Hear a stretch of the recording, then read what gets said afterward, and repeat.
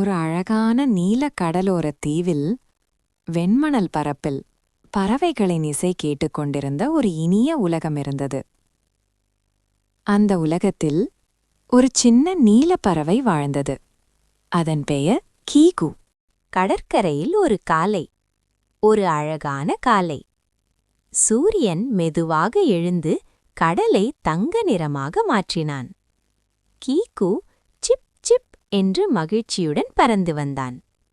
அவன் கையில் ஒரு சிறிய மீன் இருந்தது. கோபி, கோபி, இன்று காலை உணவுக்கு மீன் சூப் செய்யலாமா என்று கீகு கூவினான்.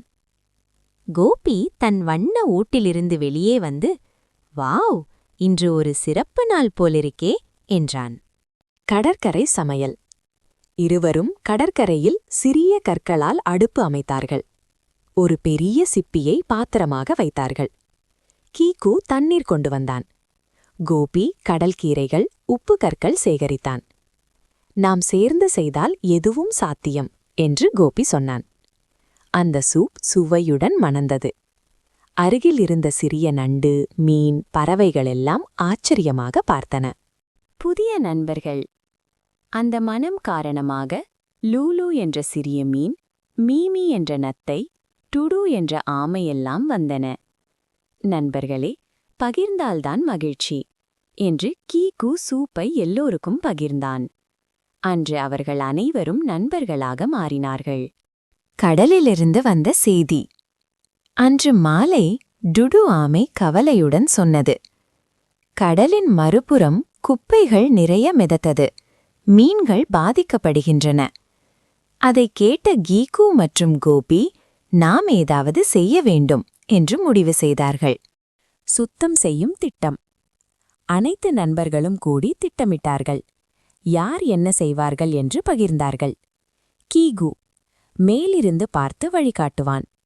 கோபி குப்பைகளை சேகரிப்பான். மீன்கள் கடலுக்குள்ளிருந்து உதவுவார்கள். ஆமை பெரிய குப்பைகளை இழுக்கும். முதல் சவால். அவர்கள் சென்றபோது பெரிய பிளாஸ்டிக் வலை சிக்கியது.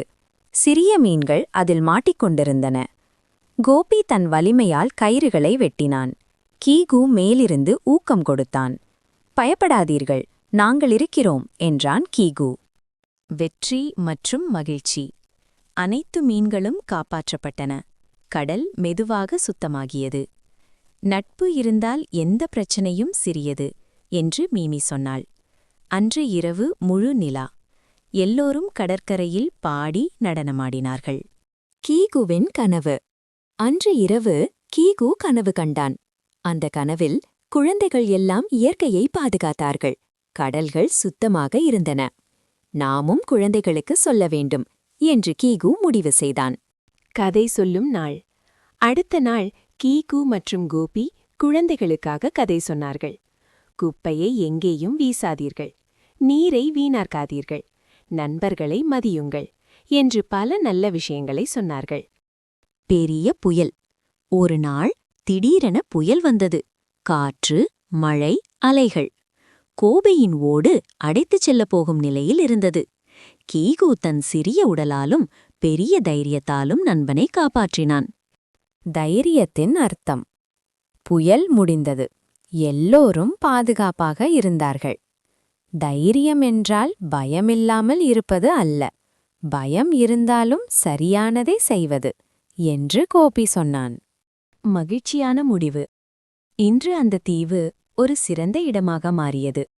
சுத்தமான கடல், மகிழ்ச்சியான உயிர்கள். கீகு, கோபி மற்றும் நண்பர்கள் தினமும் குழந்தைகளுக்கு நல்ல கதைகள் சொல்லி வந்தார்கள். நட்பு + பகிர்வு + இயற்கை பாதுகாப்பு = மகிழ்ச்சி என்று அந்த தீவின் பாடமாக மாறியது. மர்மமான சிப்பி.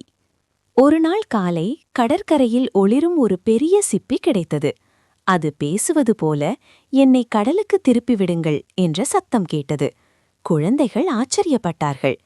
கீகு மற்றும் கோபி அந்த சிப்பியின் மர்மத்தை அறிய முடிவு செய்தார்கள். கடலுக்குள் பயணம். கீகு பறந்தான், கோபி கடலில் நீந்தினான். அவர்கள் ஆழ்கடலில் பல புதிய உயிரினங்களை சந்தித்தார்கள். ஒளிரும் மீன், மென்மையான ஜெல்லி மீன், மெதுவான கடல் குதிரை. ஞானமிகு திமிங்கலம். ஒரு பெரிய திமிங்கலம் அவர்களிடம், இயற்கை சமநிலை குலைந்தால் எல்லோரும் பாதிக்கப்படுவார்கள் என்று அறிவுரை கூறியது. சுயநலமும் உதவியும். ஒரு நண்டு தன் உணவை பகிர மறுத்ததால் பிரச்சனை ஏற்பட்டது. கீகு பகிர்வின் அர்த்தத்தை கதையுடன் விளக்கியான். குழந்தைகளின் பங்கு. தேவுக்கு வந்த மனித குழந்தைகள் குப்பை போடாமல் மரம் நட்டு உதவினார்கள். உயிரினங்களும் மகிழ்ந்தன. பெரிய திருவிழா. கடற்கரையில் நண்பர்கள் அனைவரும் சேர்ந்து திருவிழா கொண்டாடினார்கள். பாடல், நடனம், கதை சொல்லல் நடந்தது. புதிய சவால். தீ. காடு அருகே தீ ஏற்பட்டது. அனைவரும் சேர்ந்து தண்ணீர் கொண்டு அணைத்தார்கள். ஒற்றுமையின் வலிமை புளிந்தது. கீகுவின் வளர்ச்சி. கீகு இப்போது மற்ற பறவைகளுக்கு வழிகாட்டியாக மாறினான். தைரியம் வயதில் இல்லை என்பதை காட்டினான். கோபியின் கனவில். கோபி கனவில் எல்லா உயிர்களும் சமமாக வாழும் உலகை கண்டான். இந்த கதையின் கருத்து என்ன சொல்லுது தெரியுமா? நட்பு, பகிர்வு, தைரியம், இயற்கை அன்பு. நாமும் கீகு போல நல்லவர்கள் ஆகலாமா? இந்த கதை உங்களுக்கு பிடித்திருந்தால் நாளையும் இன்னொரு கதையுடன் சந்திப்போம். இனிய இரவு, இனிய கனவுகள்.